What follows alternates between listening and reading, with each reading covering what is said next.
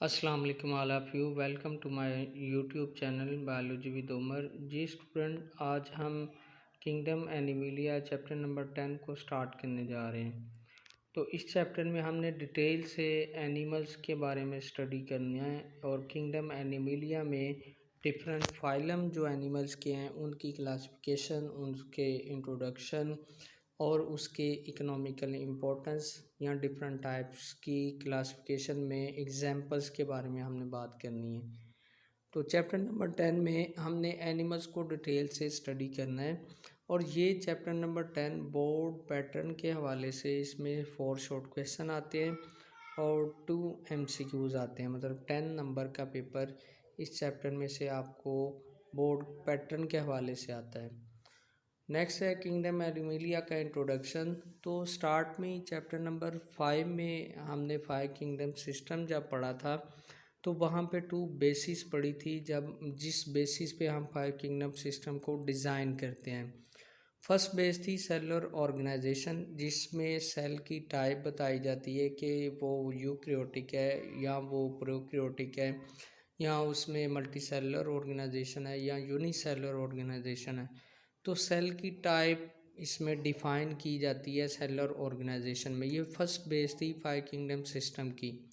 Second base थी कि इसमें मोड ऑफ न्यूट्रिशन, कि जिस फूड किस तरह ऑर्गेनिज़म प्रिपेयर कर रहा है, उसका न्यूट्रिएंट्स लेने का जो मोड है, तरीका है, वो ऑटोट्रॉपिक है या हेटरोट्रॉपिक है। ऑटोट्रॉपिक आपने पढ़ा हुआ है कि जिसमें आप खुराक या फूड खुद प्रिपेयर करते हैं, और हेटरोट्रॉपिक जिसमें फूड किसी की बनाई हुई फूड पे डिपेंडेंट होते हैं, किसी के बनाए हुए न्यूट्रिएंट्स पे डिपेंडेंट होते हैं। तो ये किसी की फूड को खाते हैं, वो चाहे डेड ऑर्गेनिक मैटर पर रिलाई करें या ये किसी की प्रोड्यूसर की बनाई हुई फूड को ये खाएं या उसमें न्यूट्रिएंट्स को ऑब्ज़र्व करें। तो ये 2 बेसिस थी 5 किंगडम सिस्टम की। इस बेसिस पे ही किंगडम एनिमलिया को भी क्लासिफाई किया गया या डिफ़ाइन किया गया। तो किंगडम एनिमलिया के कैरेक्टरिस्टिक्स क्या हैं इन बेसिस पे, कि इनमें मल्टी सेलुलर बॉडी होती है, मल्टी सेलुलर ऑर्गेनाइजेशन होती है इनमें। मतलब एक से ज़्यादा टाइप के सेल्स होते हैं इनमें और एक से ज़्यादा नंबर्स में सेल्स होते हैं इनमें। इस वजह से इसे मल्टी सेलुलर बॉडी कहते हैं। सेकंड करेक्टरिस्टिक्स है, ये डिप्लॉयड है। डिप्लॉयड कहते हैं इसमें नंबर ऑफ क्रोमोसोम पेयर की फॉर्म में एग्जिस्ट करते हैं, डिप्लॉयड नंबर ऑफ क्रोमोसोम्स हैं। थर्ड करेक्टरिस्टिक्स है कि ये इंजेस्टिव हेटरोट्रॉप्स है। इंजेस्टिव हेटरोट्रॉप्स वो हेटरोट्रॉप्स हैं जो कि किसी की फूड पे डिपेंडेंट होते हैं, बनाई हुई फूड पे डिपेंडेंट होते हैं। इंजेस्ट का मतलब क्या है कि ये पहले फूड को इंजेस्ट करते हैं, इनगल्फ करते हैं, फिर उसकी डिकम्पोजिशन इनसाइड बॉडी करते हैं। और एनिमल्स में या किंगडम एनिमलिया में डिफरेंट टाइप के जितने भी लिविंग ऑर्गेनिज्म हैं, वो पहले फूड को इनगल्फ करेंगे, इंजेस्ट करेंगे, फिर फूड की डिकम्पोजिशन करेंगे।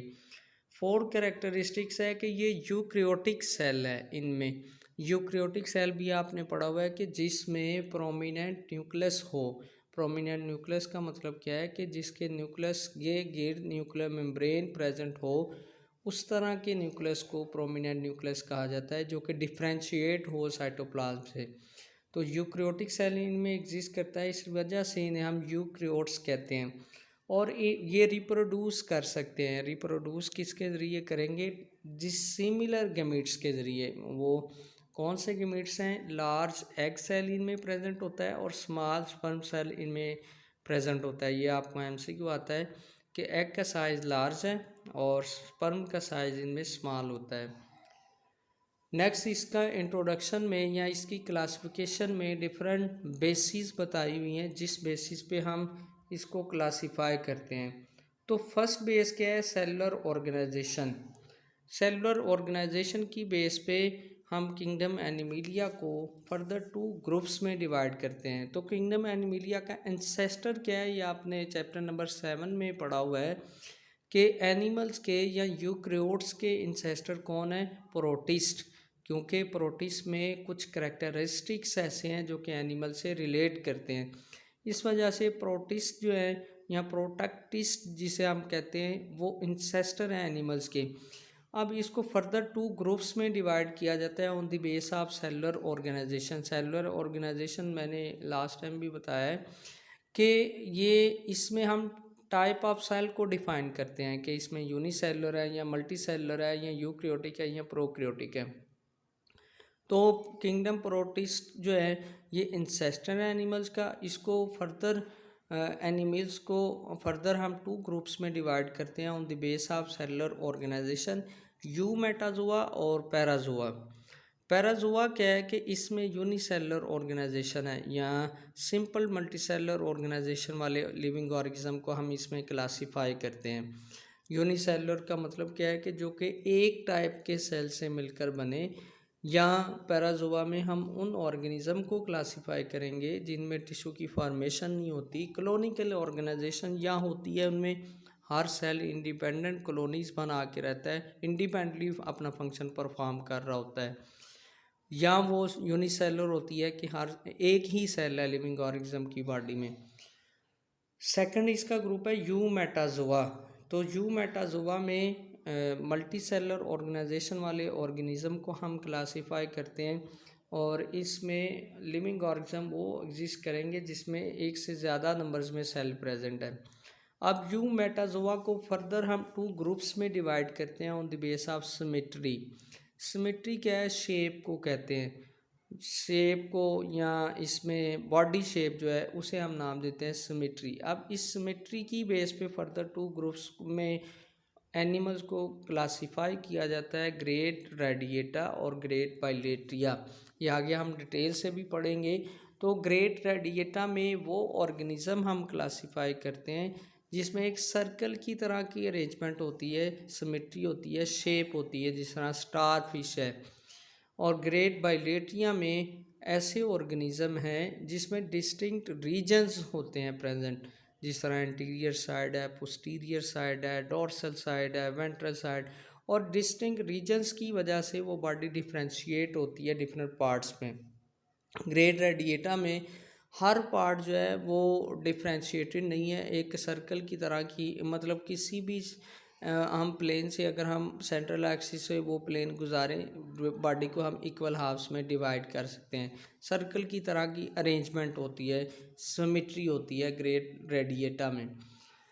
और इसमें एग्जांपल नाइडेरिया की है कि फाइलम नाइडेरिया में जितने भी ऑर्गेनिज्म हैं वो उसमें ग्रेट रेडिएटा या रेडियल सिमेट्री एग्जिस्ट करती है।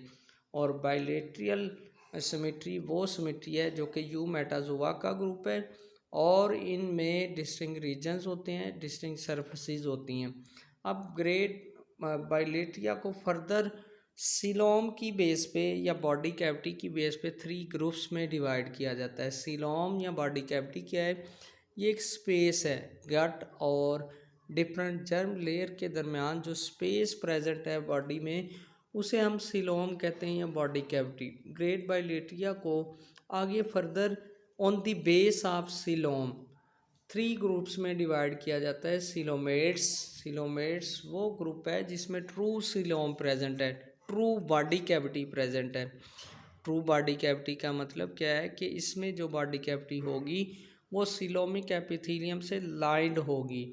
और सेकेंडली है सूडोसीलोम, सूडोसीलोमेट्स, ये वो एनिमल्स का ग्रुप है, वो लिविंग ऑर्गेनिज्म का ग्रुप है जिसमें फॉल्स बॉडी कैविटी है। सूडो का मतलब होता है फॉल्स और सिलोमेट बॉडी कैविटी। तो फॉल्स का मतलब क्या है इधर कि इसमें ऐसी बॉडी कैविटी है जो कि सिलोमिक एपिथेलियम से लाइंड नहीं है। थर्ड ग्रुप है एसिलोमेट, ए का मतलब बायो में होता है नॉट।